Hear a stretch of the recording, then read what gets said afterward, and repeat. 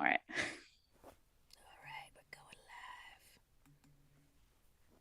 I am so excited to welcome Heather to Money May. She is a CPA, profitability coach, and fellow podcaster, helping creative entrepreneurs make sense of their financials.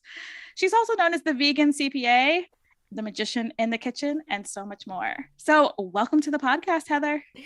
Thank you so much for having me. This is really fun. I'm super excited about it. Whoop, whoop, Money May. Yeah, all right. We We love the like the money, money. All right. right? Okay. I love it. So, because I've never had a CPA, I mean, some of my audience might even not even know what a CPA is. Can you tell us, like, what is it that, what's your magic? What's your special sauce? Yeah. Oh, okay. Well, there's a lot to that question because there's a lot of sauce going on, as we mentioned off mic. I've got a lot of sauce going on in the kitchen, so I love me some sauces. Secret sauce. Well, okay, so let's just back up to your first question about what a CPA is, and I call it a chimp practicing counting. That's what that was a joke that I used to have a chimp on my wall, and it was like a chimp at a computer, and because I'm born in the year of the monkey, so to me that's what I do. But you could call me a bean counter, you can call me a nerd, or all those things. But the basic gist is when people think of a CPA, they think of someone who does taxes. So yeah, I do taxes, but I also help people with bookkeeping and all the nerdy things that creative people don't like to do. Let's just put it that way. I live in the spreadsheets and I love them.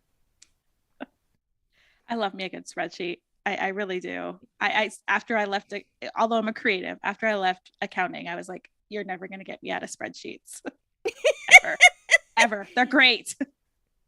Well, and certified public accountant. I should have answered the actual question. So that's really what it stands for. It does not stand for chimp, but I like to think of it that way instead. I do too. It makes it fun. I mean, finance seems so dry, but it doesn't have to be at all. It can be fun. Numbers are fun. We like those numbers, especially the ones that hit our bank account. Yeah, and numbers can be sexy. It's like everyone thinks marketing is the one that's sexy, but if you've got a nice profit margin going on there, there's nothing better than having some more money coming down your way. So, um, I think it's sexy, but of course I'm a nerd, so that's just me. I'll nerd out on numbers with you any day, any day. So you work with the creative entrepreneur. What is one of the biggest mistakes you see when it comes to their financials or even finances in general? Yeah, so I mainly work with solopreneurs, and most of them are in the creative field. So they get into business because they have a passion, which is super, so they're charged about what they're doing. They love it, and they probably love the people that they serve. But, when you go into it with that sort of mindset, it's not so much about the money, which is, I mean, from an ethical standpoint, I mean, that's cool and all, but businesses are there to make money. Otherwise, we're like a charity. So, um, there's several things that I find, but I'll just kind of try to keep it to the most bare bones, simple things. One is not thinking about profit from day one. So you go into it, you're like, oh, yeah, I want to set up this program or do this or that for clients. And then they're not really looking at, like, are they going to make enough money from it after all their costs for all the software, and if they have to rent a space, or if they have to hire a marketing team, or whatever it is that all the expenses that they might have. They're not thinking about all those pieces for the end result. So not having enough profit in their business is definitely one of the problems, because a lot of people go out of business in a short amount of time because they don't have that straight away. So that's number one, is make sure that you're setting yourself up for success. But other things I see is like, things that are, as an accountant, personally, it just drives us crazy. But as business owners, you probably don't know how crazy it makes accountants. But like commingling your funds. So, you might you start off a business, and you're like, okay, I got this personal credit card, and I guess I'll just, you know, pay for some software on this, or sign up for this course or whatever. And then it's like, oh, now I formed an LLC, and now I'm going to put it on this credit card over here. And now before you know it, you got like this like big, messy, soupy thing that's you have to unravel when you go to do your taxes. So just, always just keep things more simplified. Get a credit card for your business, have a bank account for your business, and just use that. And then when you need money, take a draw. That's what you should do. So those Oh, are like two like, I mean, there's many, but I don't want to keep talking. I love that you're talking because these are mistakes that if somebody would have talked to me, even coming out of finance, I was like, oh, all right, I'll just have this personal credit card. Oh, that was the only one that was in my wallet that day. So I'm just going to use this for personal things, even though it's actually what I was using. Yeah. So being a former bookkeeper and in the finance world, yes, please keep them as separate as possible.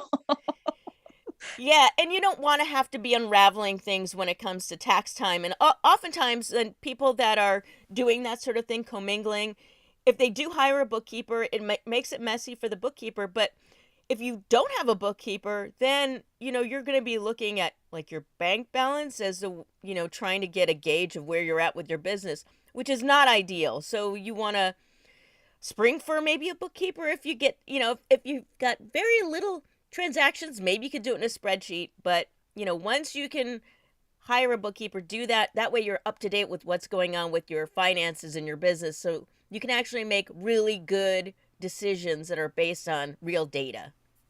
Yeah. So, what's the difference between a bookkeeper and a CPA? Because now we've confused, the audience that's like, wait, I've never even thought about finances. Now you're telling me to talk to a finance person. When do they go to a bookkeeper versus a CPA? Yeah. So I think it would depend on the bookkeeper slash CPA and what their services are. So there's all kinds of flavors when it comes to this. So you can maybe go to a bookkeeper that all they'll do is just your books, which means like they'll take your receipts, your bank statements, and all of that, and plug in the numbers or have a bank feed it into the software, and they check it and all of that, and then they hand it back to you. So that's probably like the barest bones. Then some bookkeepers will have to actually sit down with you and go over what's going on and explain things to you. Um, but then there's like the higher level. So someone like myself who is a CPA, I can also help with tax planning, with other things that may come up like advising in your business. So we can kind of have more oversight of the business and give you like a higher level of information and background to go into it. And, whether you pick one or the other can probably depends on, like I said, what they're offering, what their price point is, if you can afford it. And then, there's like these big CPA firms that you'll see if you go like to Los Angeles that are like huge buildings, they're working with like Coca-Cola and Nike and all that kind of stuff. You don't need to go to something like that. So there are CPAs that are for small business owners. So look for those, like myself. I was like, including you. Don't forget to be like, I'm going to shamelessly plug, come to Heather. Yeah. So I offer all this, all that stuff that I mentioned. That is awesome. So you also have this other title of profitability coach. What is Yes. that? Well, it's not an official title. It's something I gave myself. So That's official. I'm like I don't know. I was trying to make a joke and it didn't come out right. So I've tried to call myself a profit coach, a profitability coach. The basic gist of what it is that I'm trying to drive at is I can help you understand your numbers more so that you can earn more in your business because now you have been empowered by the data that you have. So that sounds geeky, but a profitability coach, there are people out there that call themselves that. I'm not the only one. But we'll kind of get down deep in your numbers and help you kind of figure things out. Like, do you need to change your pricing? Do you need to hire people? When can you afford to hire someone? How can you take more profit out of your business rather than letting it go to other things? There's so many things we can help you with. So, including me, I can help you. Yes. Yes. We might as well plug right now. Where can people find you? Because at this point, people are like, yes, I need this. I need Heather in my life. Oh, well, so you mentioned I'm a podcaster. My podcast is called Get the Balance Right. And I have through Linktree, Get the Balance Right. You can find me on Linktree. But my actual business is It's kind of a mouthful. So my last name is Zeitzwolfe, so it's Zeitzwolfe Accounting, but because that is a really tough URL, you can just find me at Get the Balance Right and then jump over to Zeitzwolfe Accounting and find me there. So, and if you want to set up like an informational meeting with me, I love to do that and meet people and see how I can help you. And I offer group programs and things at different levels. So, you don't have to be like, bringing in the big bucks. I mean, I like to help people that are just starting out in the business and helping them figure things out and put things into place so that they can actually have a plan that will work, with a strategy and real goals and things that will put you on the road to success. Yeah, so we can actually get paid as entrepreneurs. Yeah, exactly. Exactly. I mean, that's like something you see all the time. Like, I mean, it's sad. People will come to me and I'm looking at their books and I'm thinking, like, okay, yeah, you don't owe anything in taxes, but you also didn't make any money. Like, this is supposed to be a business? You need to turn things around. So, but I have a no shame approach. So it's like I wouldn't, give it to them that way. But I would just, there's just ways of changing things around to make things better, and you could turn that ship around and make it better. Yeah, so it's so true. And I love that you're working with people from all walks, like brand new, maybe 5 years in and still not, making the money they want to make, like me, all the way through, people that are bringing in the big bucks. I love that it's like inclusive to everyone. And I know that you also offer, I've been to one of them. I think they're called is it Money Mayhem? Yeah, even I have a problem with the name. So it's called the Monthly Monday Money Mayhem Makeover because I love makeup, so I figured I might as well throw in the makeover part in there. So it's a monthly Zoom party. Basically, it's like a party. I call it it's like a slumber party without the pajamas. So that's what I think of it like that. But we sometimes have a guest and which is some expert in some field and we talk about that, but it's part mastermind, it's part just networking and getting to know each other, and then it's also a makeup tip. So if someone's got a makeup tip they want to share, they can bring that to the party. And I will make sure to get your party in the show notes because I know that this is, again, money may. We're talking about like bringing money in, and the financial back end is so important. I have seen so many of my friends at the end of the year be like, "Oh, I didn't plan for that." Or, Mm-hmm. "Oh, like you said, people are like, "I don't owe any taxes." Well, that's not actually a good thing. Yeah, and then the other thing is they do owe taxes. So one thing that's like always this like surprise to people is that like they go through the year and they're making money and they're not keeping track of things, they're not keeping their books, right? And they spend money and they're thinking like, I don't really have any money, like I don't owe any tax. But they're forgetting that the money they're taking out of the business for themselves is like, well, okay, you still have to pay tax on that money. That's depends on how you're set up, if you have wages and all that kind of stuff. But so they think like, oh, I don't have any money left in the bank, I obviously don't owe any money in tax. But that's not the case. So it's you got to put money aside for those taxes, and those taxes unfortunately they don't go away. Like you can't just like not pay them, so they'll follow you around forever. So you got to really set aside money for taxes. Oh, and so other word of advice I would just say, if I may, is having an emergency fund. So I can't stress this enough because the world is a wacky place and we don't know what's going to happen, and you could have a booming business one day and then like COVID hits and suddenly whatever you were selling doesn't nobody wants it anymore, whatever it is. So if you need time to pivot, that horrible pivot word, but if you need time to pivot, you need to have money on hand to do that. So I like to have people save up at least like 3 to 6 months to a year worth of expenses and have that in the bank. Ooh, well, talking about that, how much do you think people should set aside for this emergency fund and the taxes fund? Like, if this again is not financial advice. If you want actual financial advice, go talk to Heather directly.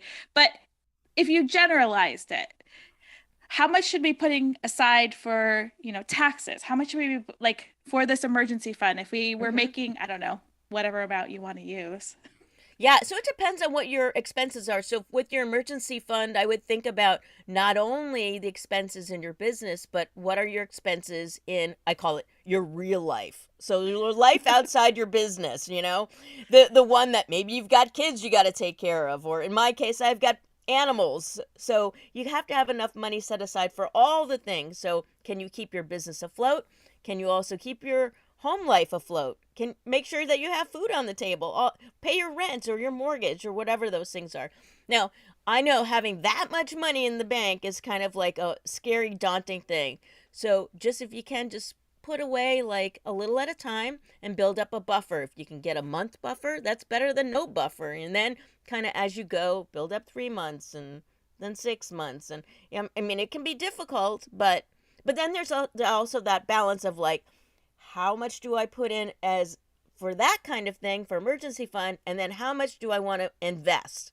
So, if your money's just sitting in the bank, you're not investing it, so you could put in something that gets some interest, but you're not going to get that much interest in a bank. So you also want to have a nice balance, and talk to a financial advisor about this, and make sure that you are investing some of your money too. So don't just like hoard it all away in just one bank. So, and then as far as the taxes go, that kind of depends on like which tax bracket you're in and where you live, because you might have local tax or state tax and all those things. But, just a good rule of thumb is if you put away like 30%, you're probably, that's better than no percent, Yes. um and put in a bank, and then you can set up estimated tax payments. Like what I do is like, okay, so most people, because they don't want to think about paying taxes. I mean, that's just how it is. Like, unless you're CPA, you're not really thinking about taxes. So, um, most times people are just scrambling when it comes to the time of year where they're supposed to be paying their quarterly estimates. And they're like, oh, God, I forgot about those. Oh, my God, I got to send in like $1,500, things like that. So, what I do is I just set them up ahead of time in January, and so I could pay out the whole year without me even thinking about it. So if you go onto the IRS website, there is this electronic payment system. I can give you the link for it in the show notes. And you can go in there and you fill out some information and you get a PIN. And then the IRS mails you this PIN, which is cool. And it takes a little while, so don't do it at the last minute.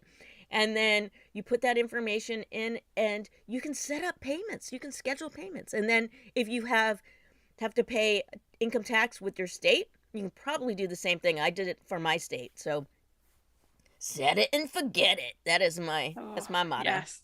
Yes. That was the best infomercial ever. Set it and forget it. Set it and forget it. It's been like a motto. I'm like, oh, yes.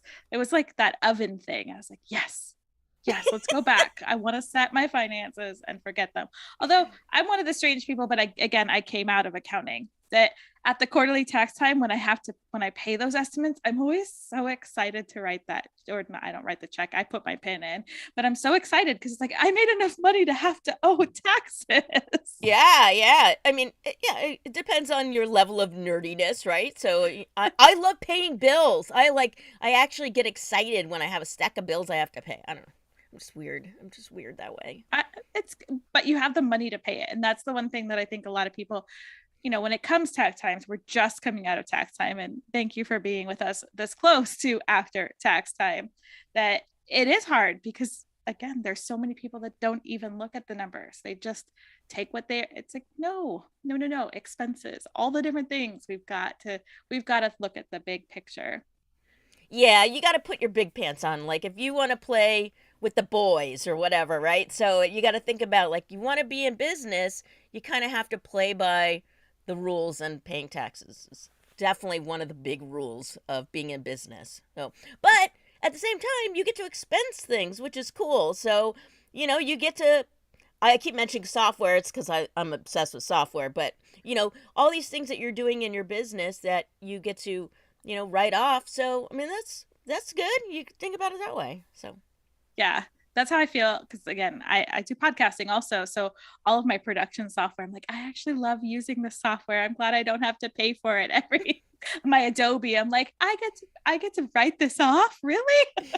I know, exactly. Yeah, yeah, totally. So I want to know what happens when you create a business that's based on passion and being you, because you've really done a good job at this. I mean, you're the vegan CPA. You have incorporated you into your passion for numbers. Has it always been like that, or did you shift it into like, has it grown? That crazy word pivot. Have like, how'd this all get started? Yeah. So, I started my business a few years ago, and I've always been weird and different. So, unless people are seeing on video, like I have pink hair, it's been all different colors. Back in the day, I had a mohawk, so I've been punk rock, I've been goth, I've done, all that kind of weird stuff. I've never been like normal, right? So, being in a field that is so like stereotypical, like button down and all that kind of stuff, I call that my costume when I have to put that outfit on. And I've got a closet full of costumes. And in the beginning, I was wearing my costume because I wanted people to take me seriously. And then with COVID hitting, I wasn't meeting people in person anymore. So, I was meeting them through Zoom. Zoom's a little bit more casual and all of that. And I met with a client who we had only communicated through phone because at that point we weren't using Zoom or whatever. And then she finally saw me and she's like, "Oh my God, I had no idea that you had bright colored hair." She's like, why aren't you double downing on that?" Because she was a marketer. And I'm like, "Really?" Because like I had a website that had like all these metaphors of mountaintops and I will, like all these things like, and really when you looked at it, it was like very like masculine. And I'm like totally like, I'm a child of the 80s, 70s and 80s, so I like live in that. So it's like I'm like all about like hot pink. And so I'm like, "Okay, I'm going to double down on this. This marketer told me to do that."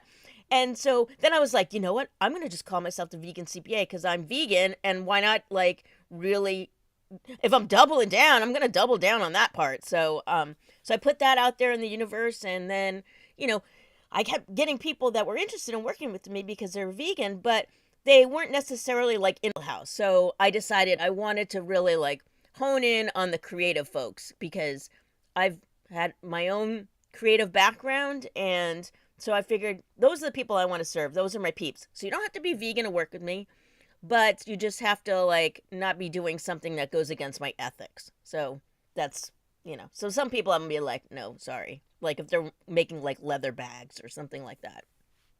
Yeah. And that's really important because I've seen so many people in finance that do go down that rabbit hole of like, this isn't really aligned with, you know, I'm not sure. And so I love that you're very matter of fact of, this is who I work with. You must be aligned. You must be fun. You can't be a jerk.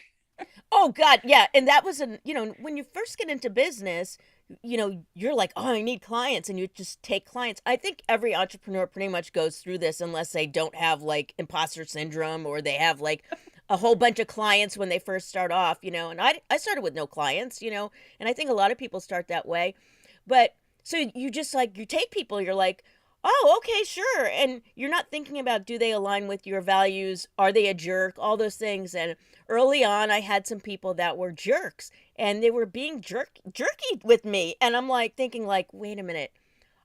It's not like I'm working for someone else and I have to be working with their clients. Like, this is my client. And I'm like, "I don't want to work with you." I'm like, "You're being mean." So I said goodbye. So if you're mean, I don't want to work with you. So I think that's okay, right?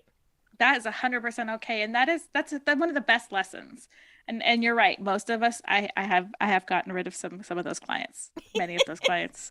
And sadly, every once in a while, I'm like, "Oh, that was a great, they're offering me so much more than okay, I'll take you. Oh, that was a mistake. Oh, a 3-month contract. How do I get out of this?" Well, and to me, it's like I think of my job as being like very intimate with people. Like people sometimes will cry. I mean, we're talking about money, right? And I want to be like very open with them, and I want them to be open with me, and so I take that seriously.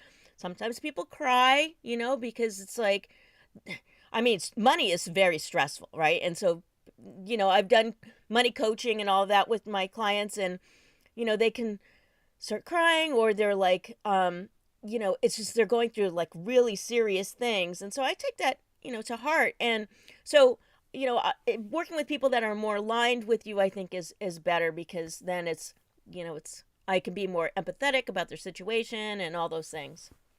Yeah. And I think having the right team in any aspect, but especially with money, it is a very intimate thing. It's almost, I mean, how it's like dating somebody almost. I feel like money is like a relationship, a complete relationship, and it can get messy. And you got to be careful who you let in your messy relationship. Right. Yeah, exactly. And, it's almost like, it's, you wouldn't ask somebody like their weight, or, it's like the same kind of thing. Like, you don't ask like, how much money do you have in the bank? Like, you don't ask people that, so it's just very, secretive type thing. And but I want to have an open dialogue around money. And so it's like, I'm not judging anybody, so it's like Yeah. they come to me, and it's like, and a lot of times people will come to me and they got like their head down, and they're like, I'm so embarrassed, I can't believe I did this, or like, I'm so behind with my taxes, or whatever their story is. It's like, I've heard it before, I've seen it before. You are not alone. Like, there's so many people out there. So there's don't be shameful, just get it corrected. Like, it's Yeah. better just to face the facts and get it corrected. So I got to know, have you ever had the client that's come in with the shoebox of receipts? Oh my God. So I decided when I went into business that I wanted to embrace technology. And so I've been from the very beginning, I wasn't completely paperless, but now that I'm working from home, I'm totally paperless. So you have to be like technologically savvy to work with me. Like, you have to be able to like scan something, or at least take a picture with your phone and upload it. So no shoe boxes, virtual shoe boxes maybe, but not that. But I did work for a place one time where it was hilarious. This guy came in with a laundry basket full of documents. So I've seen that and had to dig through that. So Yes. Yeah, I never thought that finance would go paperless. I mean, in all the years that I was in the industry for 18 years, so I was oh like, wow. I'm never gonna get rid of paper. I'm always gonna have piles of paper on my desk. And then all of a sudden the scanner came, and I was like, ooh, wait, I still have to keep the paper too? I'm confused. Yeah, so I use, I have a secure portal, and all the documents are kept there, and there's all these rules that we have to abide by. And so yeah, so it's all paperless, which is super, because then I don't have to have file cabinets and all that kind of stuff. That's old school, man. I guess I left just in time to not fully get rid of the old school.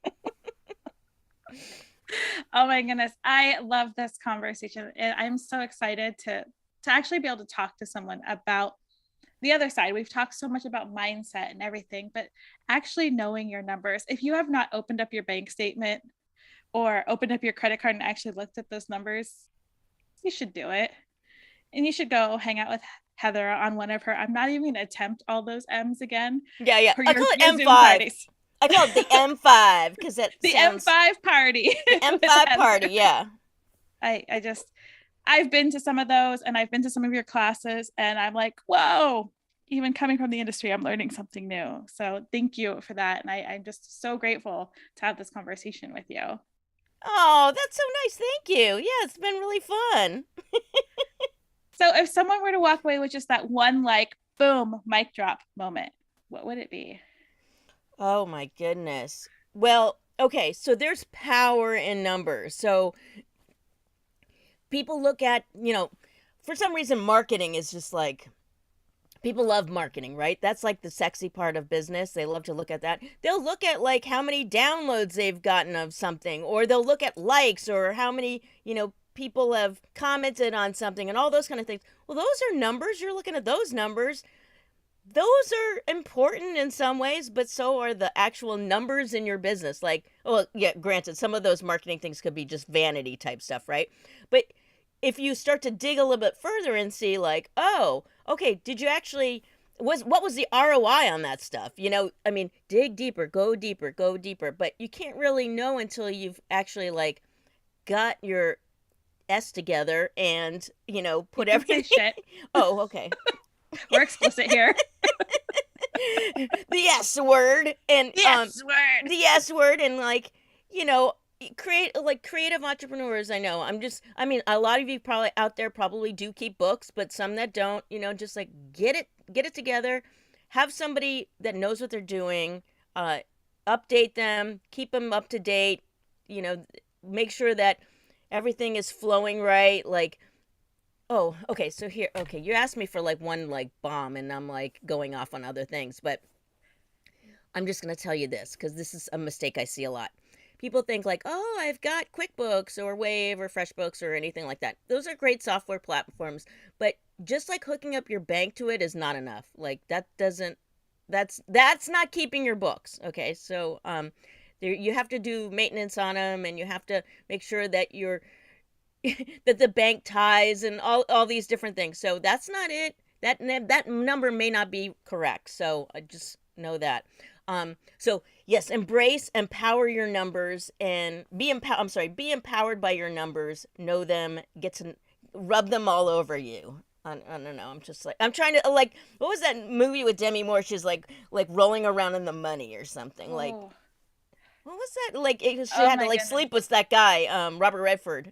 What was that movie? It was like, what is it? Woody Harrelson, was he in that? Oh my goodness. I am the worst with people and movie names. Oh, I can't remember. I can't either. Indecent Proposal? Maybe that's what it was. Indecent Proposal? I don't know. Anyways, I was envisioning like rolling around in your rolling around in the money, be like, spreadsheets? Ooh, spreadsheets and money. We'll take both. And for the listener that doesn't know what ROI is, you want to share with return them? on investment. So it's like the money that you put into something, what was the money that you got out of it? So like you pay for coaching, like did you you paid $2,000 for your coaching? How much money did you get out of it? Like did it help you get $4,000 in business? Then your return on investment was $2,000. So it's like it's the difference. Oh, I love that. I love that. And such a great conversation. Again, I am so grateful for, this entire conversation. Is there anything else that you want to add? Da, da, da. Let's see. Don't be afraid of talking about money. I guess that's like the big thing. Yeah, just talk to people because unfortunately it's something that's not really taught in schools, like like literacy, financial literacy. And so I think people just go off into the world, they don't know about it, they start getting credit cards, they have no idea about the ramifications of all that kind of stuff. So have an open dialogue about money, and just have a shame-free approach to it, and just talk about it, have more conversations.